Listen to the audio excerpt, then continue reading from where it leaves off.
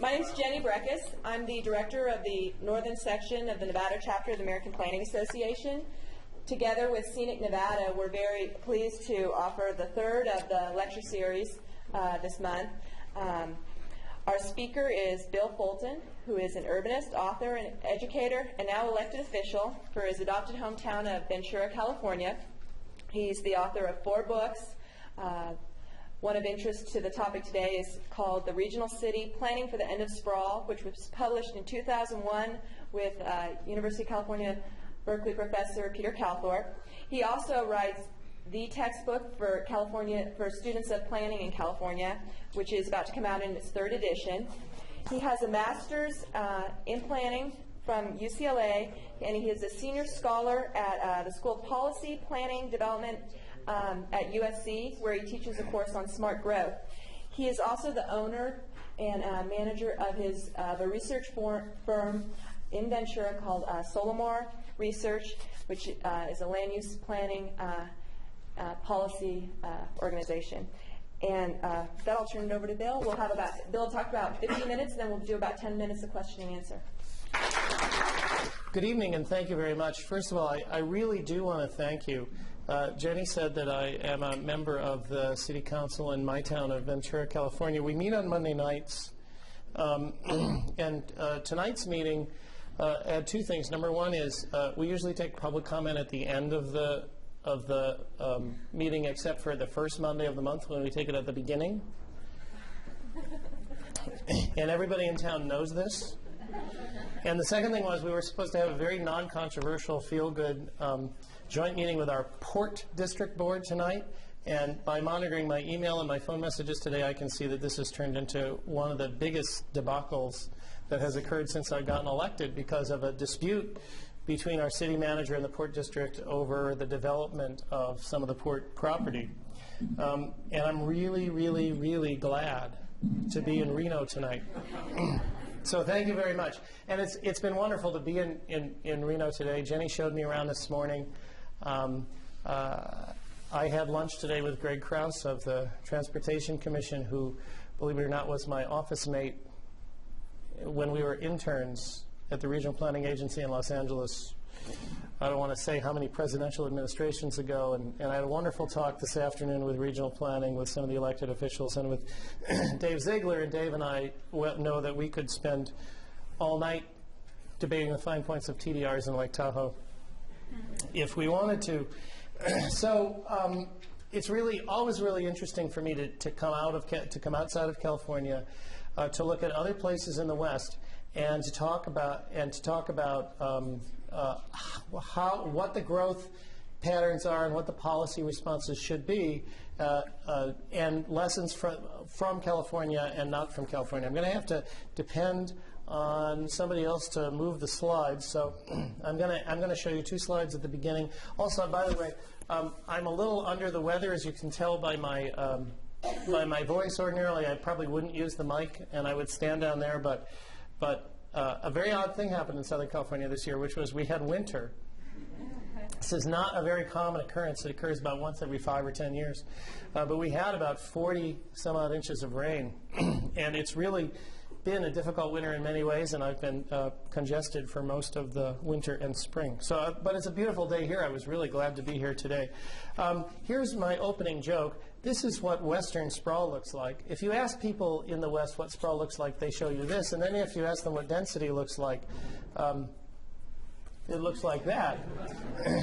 And one of the characteristics of Western urban development is that it is much more uniform in density than in other parts of the country. And that's an issue and also an opportunity for all of us in the West and for you in Reno as well.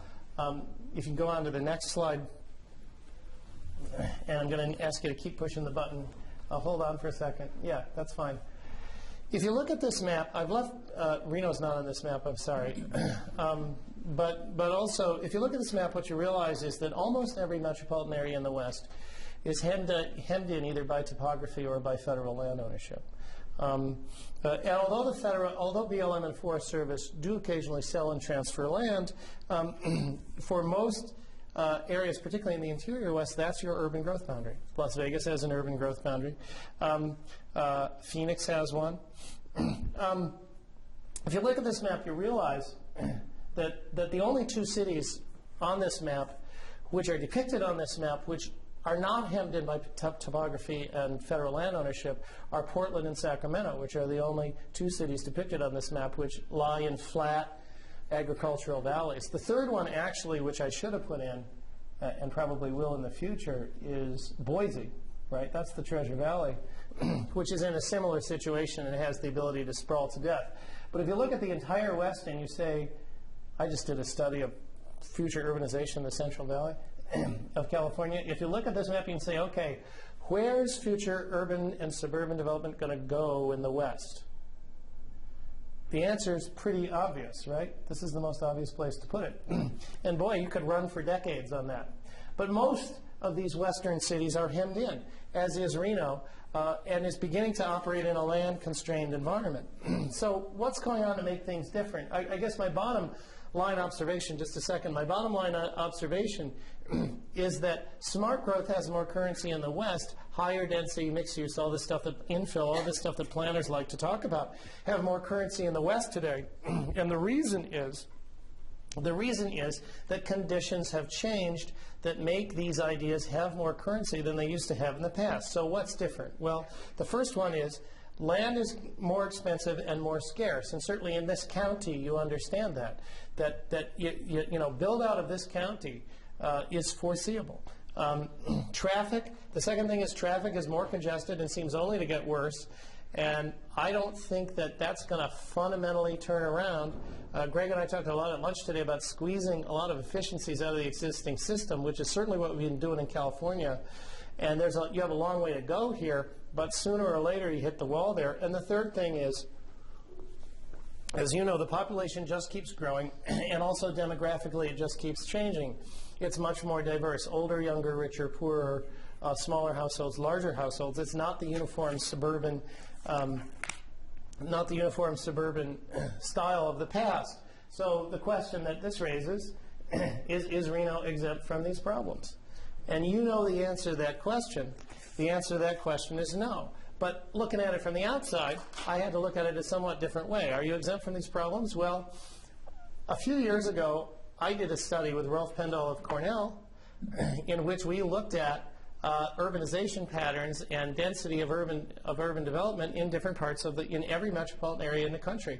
And when metropolitan Reno came out at number 4 out of 283 as the densest metro area, fourth densest metro area in the country, the paper in Reno called me up and said, no, this is not right? This is not true, which is pretty much what every dense area said. But this is what we used, and this is from using the urbanization of land from the Natural Resources Inventory, U.S. Department of Agriculture. This is simply the population divided by the number of urbanized acres in the MSA. Okay? And you see that nationally it's going down. In Reno, it's a lot higher, and it's not going down. Now, how could you know Reno, how could this be? How could you be this dense? Statistically, and I emphasize this is a coarse statistical measurement, right up there with New York and Los Angeles and San Francisco, or Las Vegas. And the answer is you do it like this. In most parts of the country, this is really, really dense.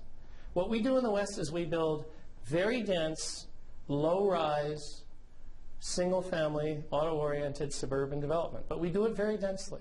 We do it, by and large, 6 to 8 units an acre. You don't do that everywhere in Reno, okay? But you do this in lots of parts of Reno. And if you go to Vegas, all of Vegas looks like this. All of Phoenix looks like this, right? And then you take this and you cut the lots in half, and that's what Orange County, California looks like, or that's what Silicon Valley looks like, right? And now we are getting, because of the market in coastal California, where the average home price is double what it is here, we are now getting mostly non-single family development, maybe for the first time ever. So, but the question is, I think the relevant question for most Western metros and for Reno among others is there's going to come a point where you're going to hit the wall and you can't do this anymore, right? There's going to come a point when you can't do this anymore. What happens when you hit that point? And you know, you're pretty close. I came up and gave a talk to the Nevada APA in Tahoe last fall, And I was talking about all this stuff. I was talking about Phoenix, which I'm very familiar with because I do a lot of work there. I was talking about Vegas, which I'm pretty familiar with. I was talking about California and the Northwest, which I know very well. And I kept saying, but Reno's not there, right? Reno's not there, right? And everybody said, no, no, Reno's almost up against the wall. Basically, all of your land is spoken for in this county in the foreseeable future. So what happens when you can't do this anymore? Well, there's always Fernley, right? And I have to tell you, in my experience around the country and around the West, there's always a Fernley. There's always a Fernley somewhere on the other side of the hill. Okay, and so that is what's going to happen. That happens everywhere. Low-density development in the cheap suburb far away through usually a pretty difficult drive, a long and difficult drive. That's part of how you solve the problem, but that isn't even going to maybe solve most of it. And then you're back to this. You're back to this as a fixed template. This is what you're left with, and this is now the raw material you have, to build the future of your city. And I think one of the things we're learning, I call what we're in the post-suburban era. The suburban era was characterized by cheap land and lots of freeway capacity, right? And now we're in the post-suburban era, which is characterized by really expensive land, congested traffic, and a totally different set of demographic conditions. All those things drive things and change things. And yet, in many ways, and this is what I tell my class at USC, we're stuck in policy terms back in the suburban era. We have all these growth management techniques that we developed in the 70s and 80s as a response to single families, to uniform single family suburban sprawl. So I want to go through the 4 steps that are typically used in growth management. I want to talk about the pluses and the minuses, how they're relevant and not relevant. When I went over this some months ago with the Nevada APA, they said, no, we in Reno are in all 4 of these at once. But what I want to say is it still doesn't quite add up to a coherent response to the growth you're facing. And then I want to go back and talk about what a more coherent response looks like. I want to say, by the way, that although you think you're growing fast, and you are, last week I was in Chandler, Arizona. The population of Chandler, Arizona in 1980 it was 30,000. In about 1992 it was 120,000. Now it's 230,000. And guess what? They're running out of land. They're landlocked. So now they got to figure out what to do, because the planning and growth management techniques that we've always used have sort of assumed that you develop a first generation of suburban growth and then you sort of freeze dry it, right? And nothing ever changes. So here's the 4 typical responses that we see. Go ahead, push it one more time. Number 1, you get developers to pay for infrastructure through impact fees, or you get growth to pay for itself. You soak the developers, right? The problem is that we're being overwhelmed by this development, and we don't have the infrastructure, and the developers aren't paying their own way, so we got to get the developers to pay high impact fees or anything like that. Now that's sort of a 70s or 80s California response. That is what Oscar Goodman ran on to be mayor of Las Vegas in 1999. I went over to Las Vegas 2 or 3 times during Oscar's campaign because I thought it was really interesting, and I was writing a story for Governing Magazine about Las Vegas at the time. And Oscar's entire campaign basically was about extortion, right? It was kind of like, okay, you can trust me because I'm going to shake down the developers. And I guess everybody in Vegas thought, okay, that makes sense. He can probably do that, right? Or the other way I talked about it at the time was, I think that the voters of Las Vegas thought, well, Oscar may be in somebody's pocket, but at least it's not the developers, right? So step number 1 is always get developers to pay for the infrastructure. But what does this lead to? It leads to the blame game. Okay, this is from South Carolina, but it leads to the blame game. You caused those trips. No, you caused those trips. No, that's your sewage. No, that's your sewage. Right? Well, that is not very productive in the long run, right? It generates a lot of work for consulting firms that are in the business of assigning blame That's essentially what fiscal consultants do, and nexus consultants and impact fee consultants. They assign blame. That's what they do. And we're really good in this country at assigning blame. Just look at our legal system. But sooner or later, assigning blame and extracting impact fees from developers doesn't work anymore, particularly if the suburban model is breaking down. When you have a big homogeneous suburban development with suburban families, you can figure out pretty easily how many children that's going to produce and what the impact fee should be, right? When you have scattered little infill development projects all over the place, and you have student enrollment in urban areas that is totally unrelated to development, you can't play this game very well, very effectively. So you got to figure out something else to do. So what are the other typical responses? In addition to getting the developers to pay for the infrastructure, number 2 is restrict the overall amount of development. That's the problem. We're growing too fast. There's too much of this stuff. We just need to slow it down, okay? This is the policy approach in the Tahoe Basin. It is the policy approach in coastal California. It is an embedded policy approach in the city where I'm an elected representative, and I have to deal with that every 2 years when we have the developer beauty contest. What does that lead to? Go ahead. What does that lead to? Just less of the same, which is, of course, the impetus for the policy in the first place, because you can't imagine that development could be better than it is, right? It is what suburban development is. What it is. It's lousy. It's low density. It causes a lot of problems. So we can't imagine that more development would be better. So the only thing that would be better would be less development, right? That's kind of a 70s California environmentalist attitude, which is very deeply embedded, by the way, in the Tahoe system. One of the things this does almost inevitably is it creates a bounce effect, right? Because the market doesn't go away. The houses just go somewhere else. Where do all the houses in Lake Tahoe that didn't get built go? They went here. They went to Carson City. Where do the people who work in Lake Tahoe live? They don't live in Lake Tahoe. Right? It just creates a bounce effect. So that's, okay, so that might help. But, so what's the third thing? Well, and you got to go through all these. 1, 2, and you can see, I'm still learning PowerPoint from my 14-year-old daughter.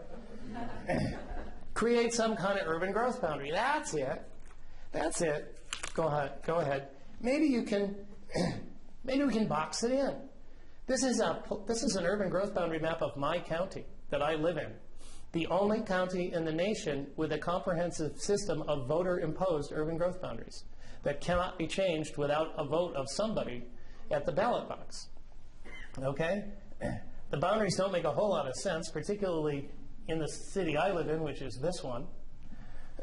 and it takes an incredible amount of political will to keep this going.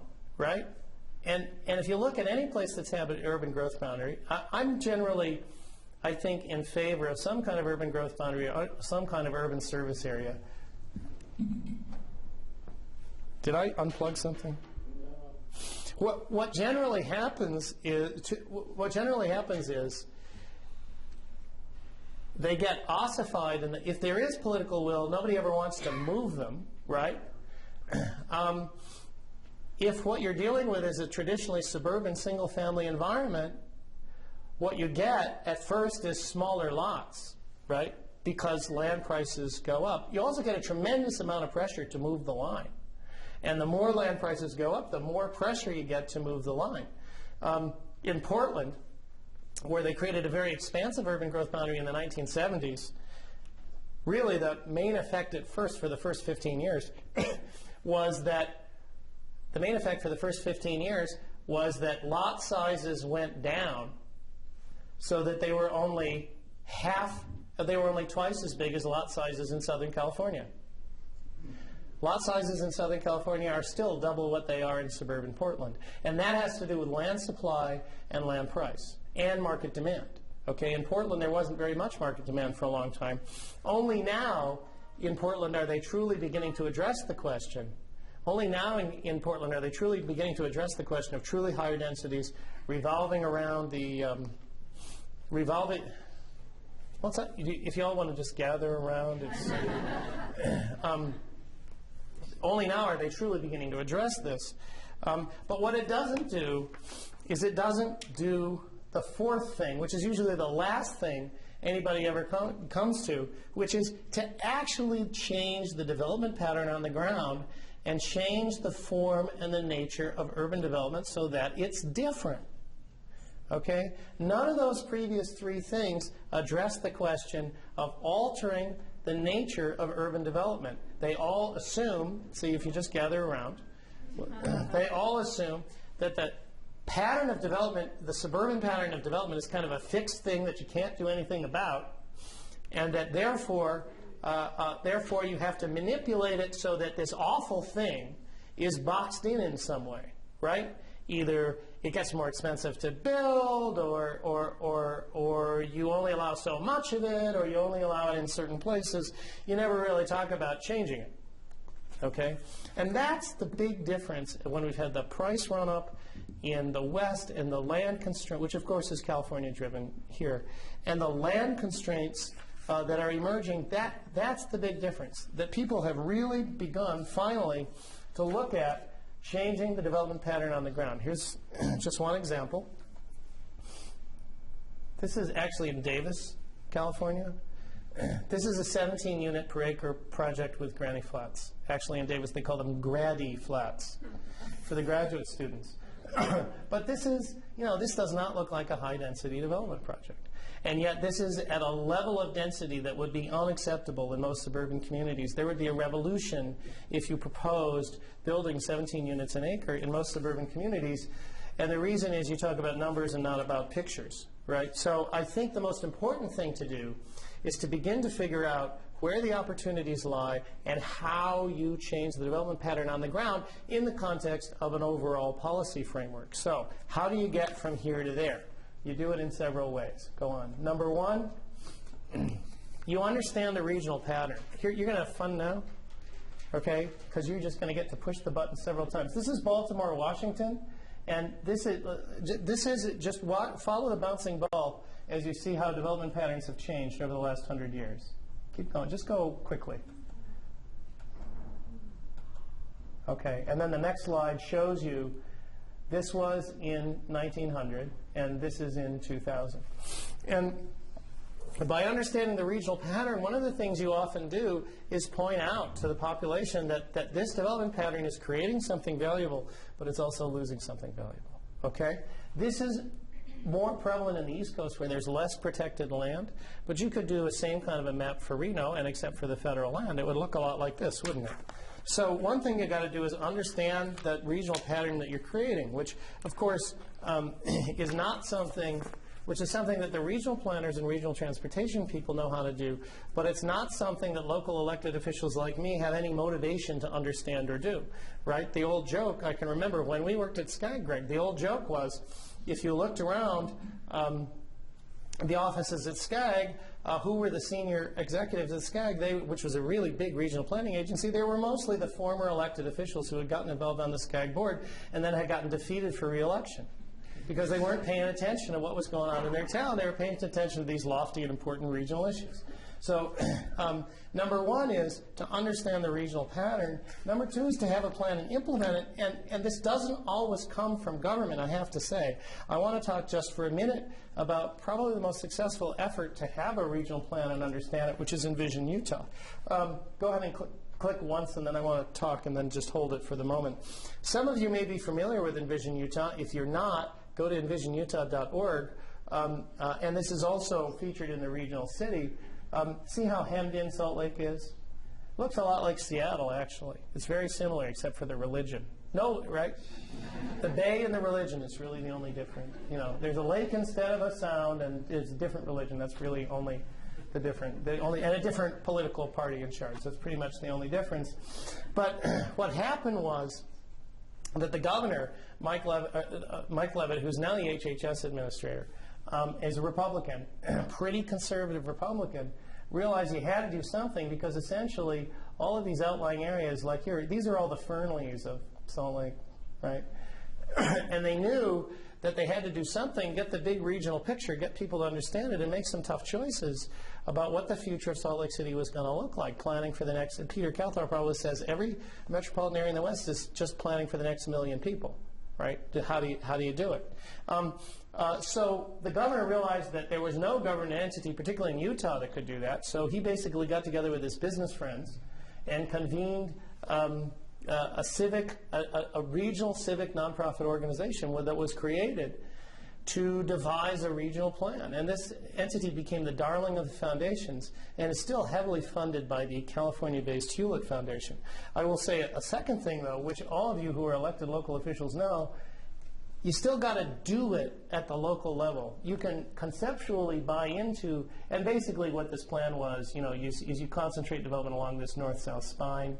You use the rail line, and then the big debate was, you put a second freeway along here, and that's where the governor and Mr. Calthorpe diverged in their views. But the basic idea was you densify here, instead of going all the way out here, you densify along here. I mean, it's a pretty simple idea. But that means that the elected local officials in all these different places have to buy into that. And that's really, really hard. Not so hard in Salt Lake City, which, believe it or not, is Democratic. The mayor of Salt Lake City is a former ACLU lawyer. But it's difficult elsewhere in the region, in the suburbs. And so what they did in Envision Utah was, there's 3 points here, and you can just pop them all, was using Hewlett Foundation money. Envision Utah then staked a bunch of implementation projects, pilot implementation projects. What we did, Solimar did, was this one, which was we worked with Envision Utah and the Nature Conservancy to figure out how to move development rights from here to here through a TDR program. And the idea was you protect the wetlands of the Great Salt Lake at the same time that you try to stimulate some additional development over here. And once we got down and dirty with the city councils, they were pretty reluctant, but we brought them along little by little. And I give the Nature Conservancy a lot of credit, because the guy who runs the Nature Conservancy in Utah, who of course is from the Bay Area originally, naturally, and he's a tall, good-looking white guy, of course, said, he'll get up in front of a local city council and he'll say, I'm from the Nature Conservancy. Our mission is to protect private property rights and preserve sensitive environmental habitat. He would always put protect private property rights first. And you know what? They believed him. So not only do you have to understand a regional plan and have a regional plan and begin to have a sense of how to implement it in policy terms and in terms of political feasibility, you also have to go on to the next one, and you got to go through 3 again, is you got to know where the opportunities are to translate your policies and put them on the ground. And this is much, much harder in infill development than it is in traditional suburban development. In traditional suburban development, if you're in a hot market, sooner or later somebody's going to come along and develop that property. So all you got to do is have the subdivision regulations in place and the impact fees in place. Sooner or later they'll come along. That's not so easy in infill development. You never quite know which developer is going to hornswoggle which landowner into getting an option on which piece of land that they can then come along and try to, get a variance from the city council on, right? That could happen to any one of 10,000 different parcels. You don't know which one it's going to happen. And so you really have to understand where infill development potential is. And what my firm Solimar does most of the time now is works on this. And I'll just show you 2 slides of this. So one of the things that local agencies increasingly want is what is our infill potential, and where is it, and what does it add up to? So one of the things we do, and you can see this is from West LA, but we'll do just a bunch of GIS screens, and we'll show the map of where, in theory, development potential is and what the aggregate adds up to. That's one thing. A second thing, a more refined thing that we sometimes do, and this all falls under knowing the potential and knowing how to exploit the potential and knowing how to connect with landowners and developers to make things happen on the ground.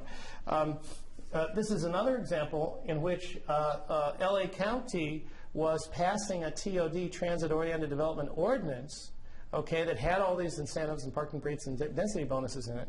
So we went in and we said, using that same kind of screening process, we said, okay, where are the undervalued and overzoned pieces of property?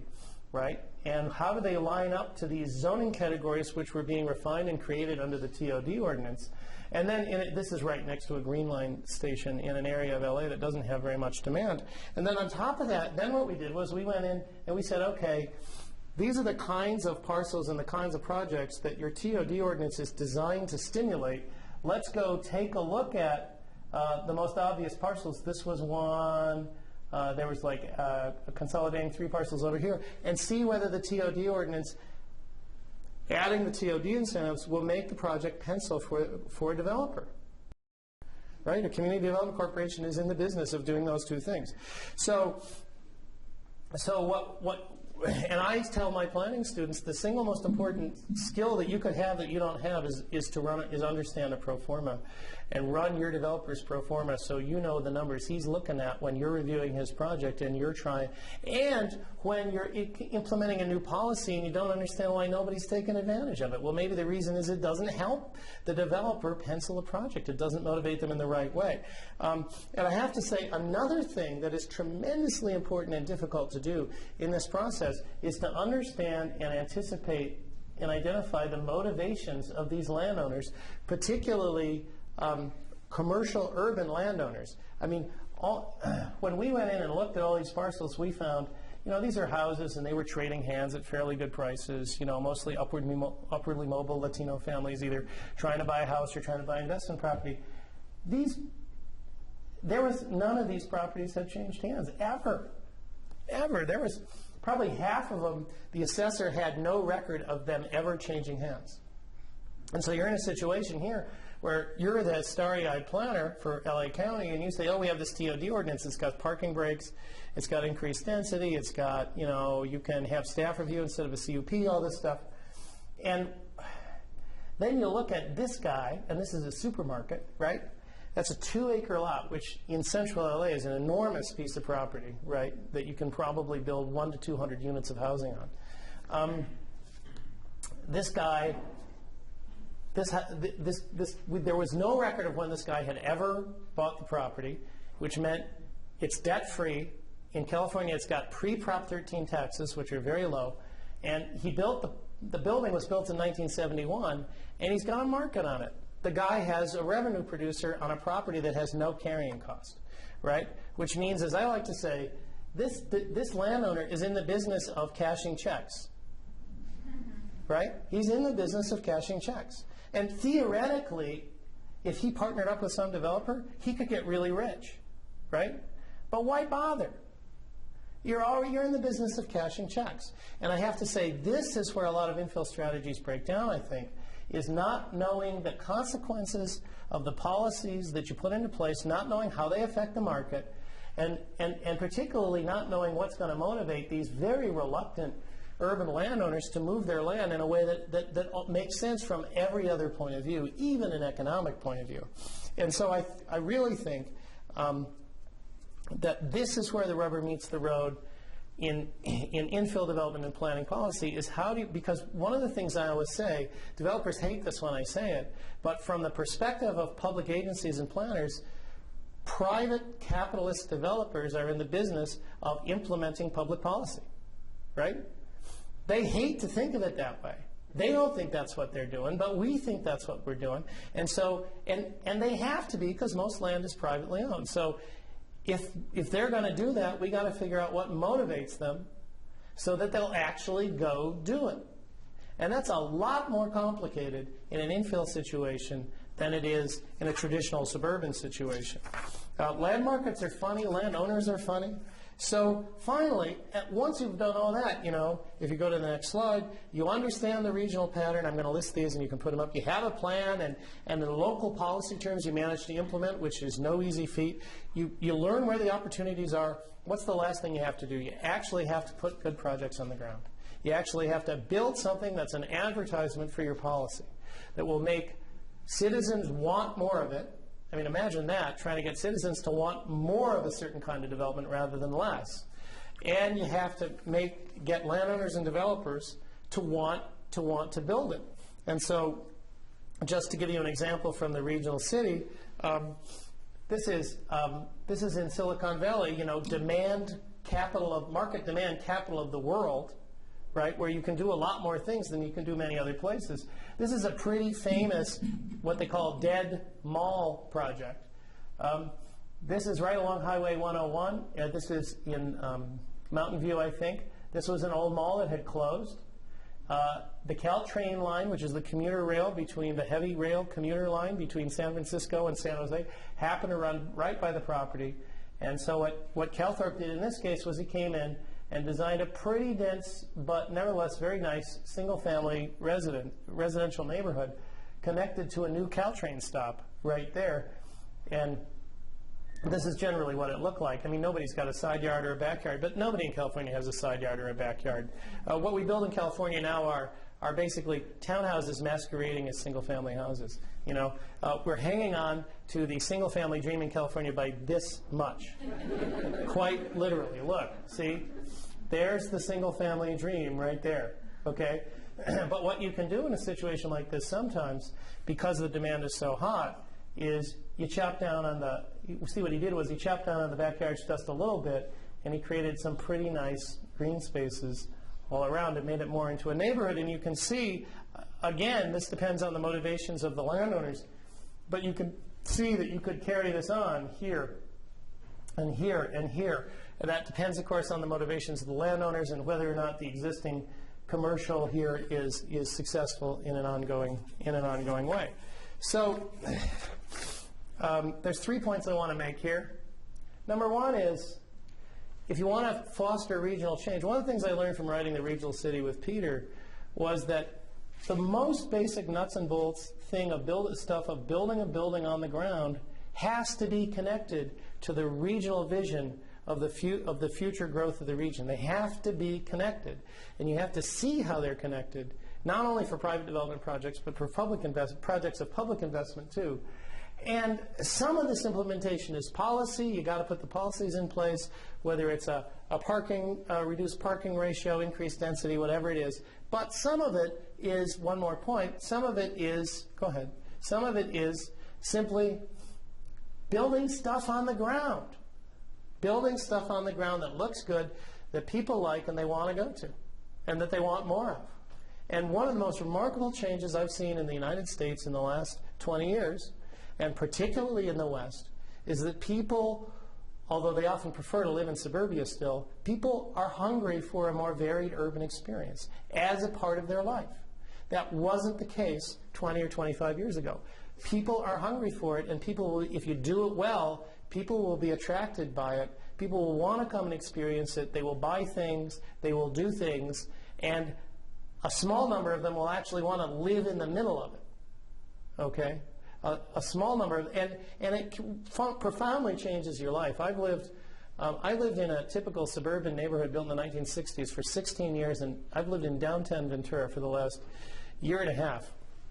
And on the one hand, the effect on my VMT has been really dramatic, right? Because I still drive to the supermarket, and probably just as far, but there are just so many things that I just never. What do? I walk to the bank, I walk to stores, I walk to restaurants. And the other really great thing is that my daughter, who's 14, actually gets to walk out of the house and go experience a real set of community amenities like stores. Well, that's scary, but like stores and the beach and so forth on her own on foot. Okay? That's a scary thing, but I think one of the most important things for adolescents to experience is to earn their independence little by little, and have the geography of their independence grow and grow little by little, rather than being totally confined until their 16th birthday when the car keys are thrown at them. And one of the greatest things about my life now is that my daughter has been able to experience that. I can remember, she's in 9th grade now, but when she was in middle school, and the middle school was about 3 blocks away, she woke up late one day, came out and said, "Oh, Dad, I gotta go to Starbucks. I'm just so..." So I said, okay. So I, she went down to Starbucks and got herself her peppermint mocha, okay. And then as I was getting dressed in my bedroom right on the main street, I saw her walking from the Starbucks to the middle school down the street with her, her cup. And I'm thinking to myself, I'm actually watching an adolescent experience a community in all of its fullness on foot in 2004. I didn't even think that was possible, and yet it was possible. And so I think over time we find that there are more and more people who want to have that kind of experience and have it be part of their life, temporarily as visitors or permanently as residents. And we can use that market demand and that leverage if we set up everything else right in order to face the challenge that Reno and every other land-constrained community in the West is going to face over the next 20 or so years. So, thank you very much. And I'd be happy, we have some time, I'd be happy to answer any questions. And no, I don't have a prediction as to who's going to win tonight. So the question is, does the success of alternative forms of development are they competing successfully in such a way that it's eroding standard suburban development? I think the competition is more about market share, okay? And I think that more urban development and alternative forms of development are getting greater market share. And the developers and the investors are recognizing that particularly with the run-up in home prices in the last couple of years, that there is now a good return on that, and that you can you can penetrate a part of the market that you can't get at with suburban development, because certainly in California and increasingly in the cities in the interior West like Reno and Las Vegas and Phoenix and so forth, the standard suburban home is going to be beyond the reach of the average person, so or the average family. So I think it's a question. I think it is clearly. I don't have any statistics, but I think it is clearly eroding market share. Yes, and will continue to do so as prices go up. I'll answer that question by telling a story, which is that a few years ago, one of the great things about being me is that newspaper reporters call you all the time, several times a day, and ask you what you think about, the latest proposal for setback regulations in Yuba County.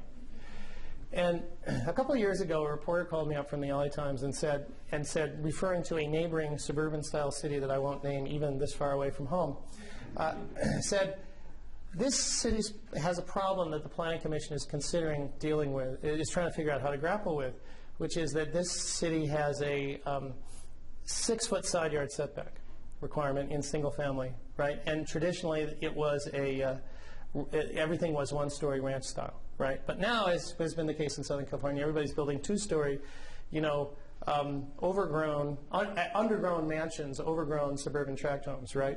So now what they were getting single-family tracts with these houses just all lined up, 2-story, 35 feet high, with the bedroom windows lined up toward each other 12 feet apart, so that you could see what your neighbor was doing in their bedroom 12 feet away. Now, the Planning Commission's solution to this was to recommend that the side yard setback be increased from 6 feet to 8 feet. So that instead of looking in your neighbor's window 12 feet away, you'd be looking in your neighbor's window 16 feet away. Now, that would solve the problem, wouldn't it?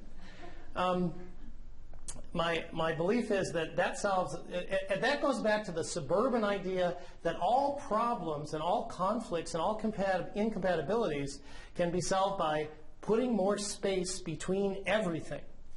That is why suburbs are poorly designed, because that's the default design solution to everything, and zoning reinforces that, right?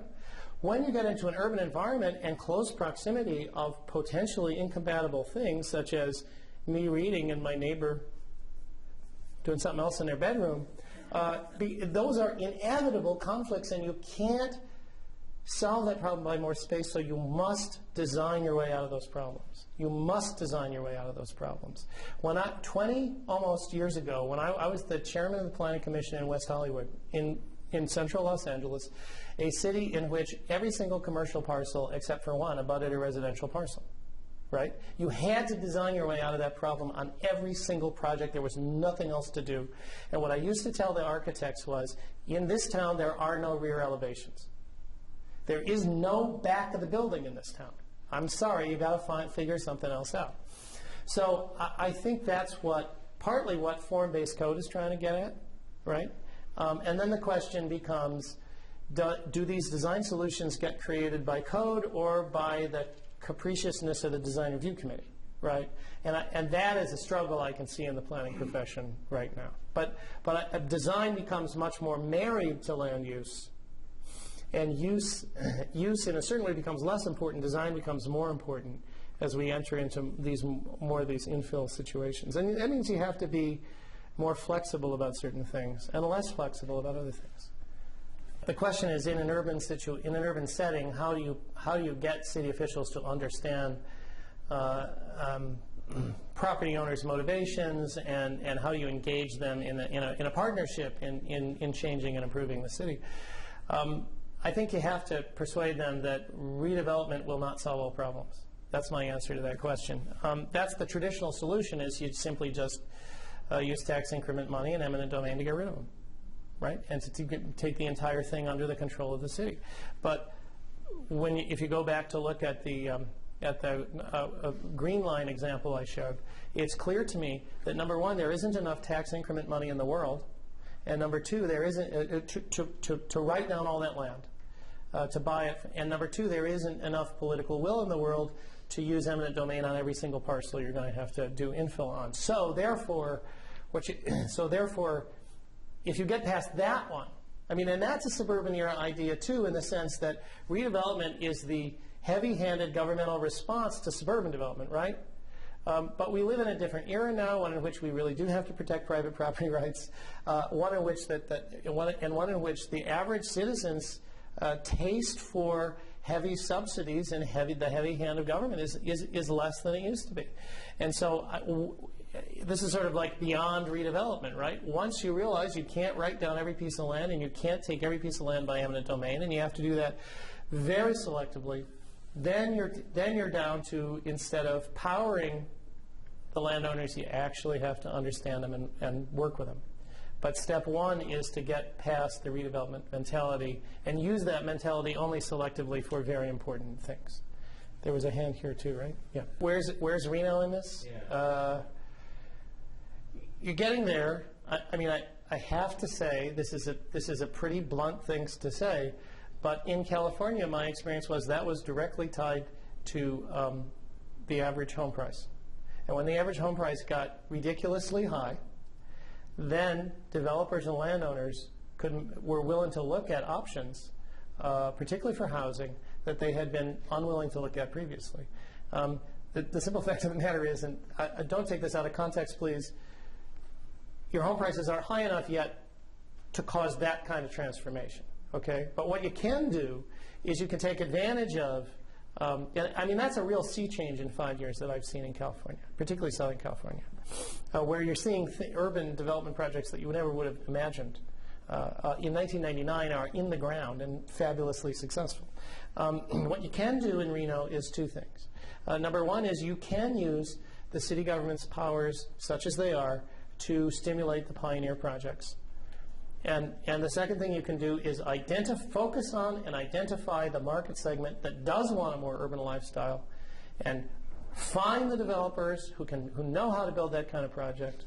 One of whom was here last week, and make them understand that there's a market opportunity and that there's a city willing to play ball.